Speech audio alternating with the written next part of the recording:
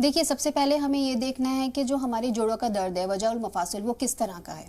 ठीक है, क्योंकि अलग अलग टाइप्स के होते हैं, जैसे कि डिजनरेटिव होता है, मेटाबॉलिक होता है, जी। इन्फ्लेमेटरी होता है, इन्फेक्टिव होता है। और फिर इसी हिसाब से लोकेशन के हिसाब से भी हम उसका जॉइंट्स पेन का नाम रख देते हैं, जैसे हिप जॉइंट पेन, बैक एक हुआ, शोल्डर जॉइंट पेन, ये सब। तो पहले हमें ये देखना है। सबसे पहले अगर मैं बात करूं ऑस्टियोआर्थराइटिस की, ये हमारा डिजनरेटिव फॉर्म में आता है। इसमें क्या होता है कि एज के साथ साथ हमारे जॉइंट्स में थोड़ा सा वेयर एंड टेयर आने लगता है, मतलब कि वो थोड़ा थोड़ा घिसने लगती हैं। उसकी मेन वजह यह है कि कैल्शियम इनटेक हमारा कम है। विटामिन डी, हम जिस तरह के आजकल घरों में रह रहे हैं तो हमें प्रॉपर विटामिन डी नहीं मिल पाता। ठीक है, कैल्शियम के एब्जॉर्प्शन के लिए विटामिन डी बहुत ज़रूरी है।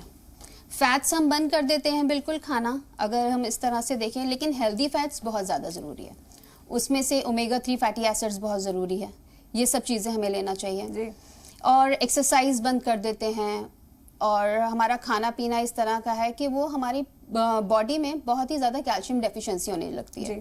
तो इसमें हम अपना ये है कि हमारा एक आता खमीरा मरवारीद आता है, वो बहुत इफ़ेक्टिव है, हम उसको इस्तेमाल कर सकते हैं।